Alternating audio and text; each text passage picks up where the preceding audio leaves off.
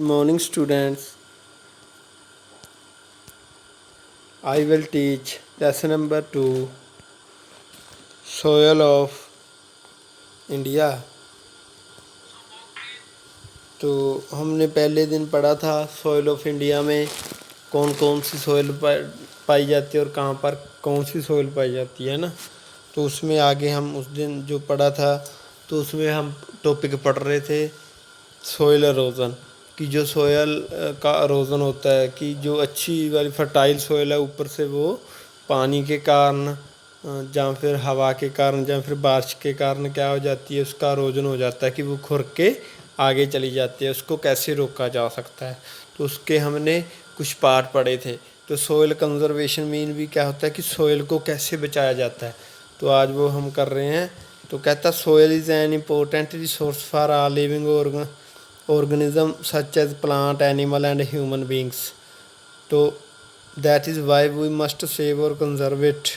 Soil can be conserved in various ways.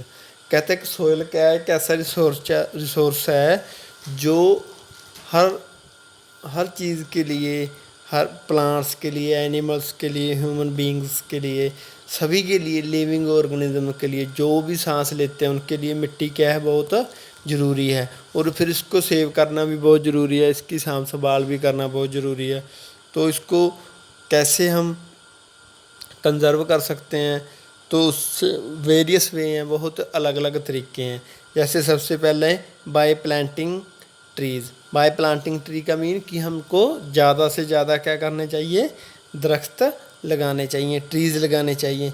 क्योंकि क्या होता है, जो ट्रीज़ की रूट होती हैं वो मिट्टी को अपने में होल्ड कर लेती हैं और फिर पानी से या हवा से उसको उड़ने नहीं देती आगे।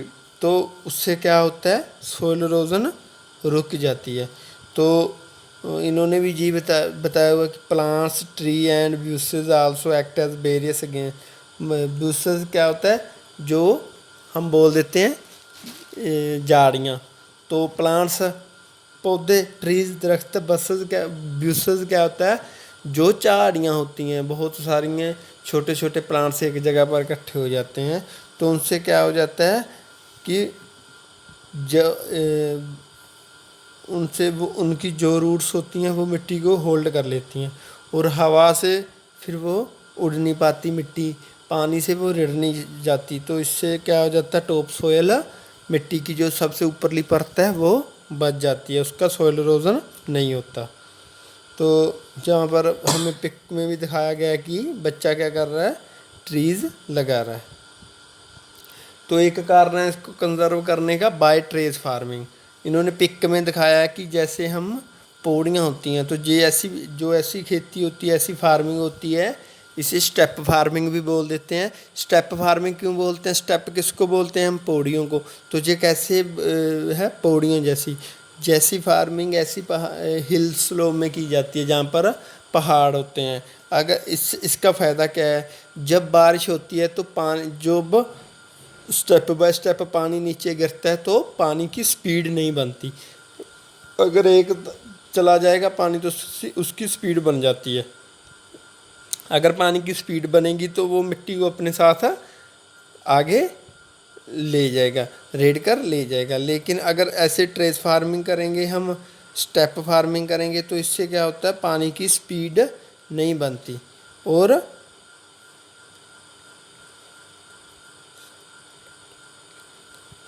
तो इससे क्या हो जाता है, फिर पानी रुकता भी नहीं और आगे चलता जाता है और बिना स्पीड के।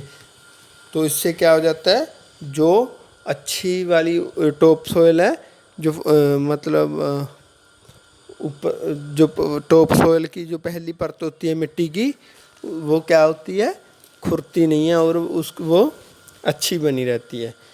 तो नेक्स्ट क्या है, बाय बिल्डिंग बैंकमेंट। बैंकमेंट क्या होता है, जिसको हम बांध बोल देते हैं। तो इन्होंने पिक्चर में दिखाया भी गया है। बैंकमेंट क्या होता है, अगर जो रिवर होती है, अगर जो उनके किनारे होते हैं ना, अगर वो कच्चे होंगे तो वो क्या होगा, जब पानी आएगा तो जो किनारे हैं वो खुर खुर के मिट्टी उसके अपने साथ पानी ले जाएगा। तो अगर बिल्डिंग बैंकमेंट पक्के बना देंगे, हम पत्थर के बना देंगे या ईंटों के बना देंगे, तो जो पानी है वो उसको अपने साथ रेड़ कर नहीं ले जा सकेगा, और क्या हो जाएगा, हमारी मिट्टी बच जाएगी। तो ये भी एक क्या है, मिट्टी को कंजर्व करने का मेथड है।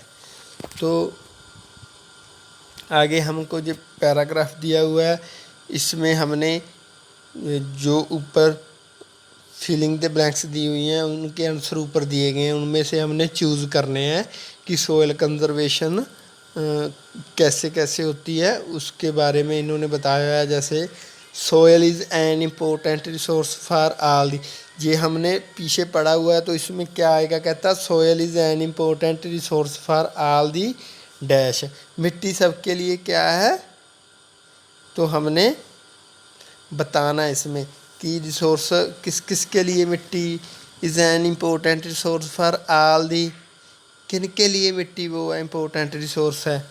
तो जैसे इसमें क्या आएगा, लिविंग ऑर्गेनिज्म, ऐसे ही हमने आगे फिलिप्स भरने हैं। जैसे we must dash more tree to dash soil, हमें क्यों ज़रूरी है दरख्त, we must dash more tree, हमें क्या करना चाहिए दरख्तों को, और ट्रीज टू डैश सोयल, और क्यों लगाने चाहिए वो पढ़ना है हमने।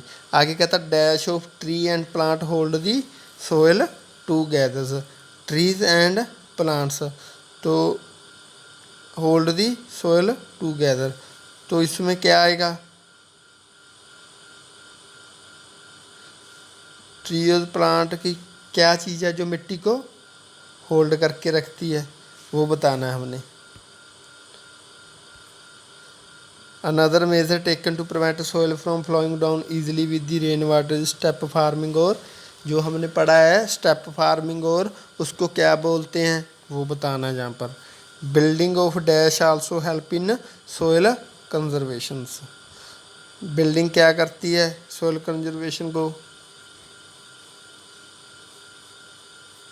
क्या बनाने से, क्या चीज़, बिल्डिंग मीन क्या होता है, जहाँ पर वो बिल्डिंग नहीं है, जो हम मकान की बात कर रहे हैं, बिल्डिंग का मीन है बनाना, क्या बनाने से हमें हेल्प मिलती है सोयल कंजर्वेशन की, वो बताना है। हमने पढ़ा था कि जो रिवर का पानी होता है, उनके जो किनारे होते हैं उनको हम अगर वो पक्के कर देते हैं तो सोयल कंजर्वेशन हो जाती है, वो हम जहाँ पर भरेंगे। So thank you.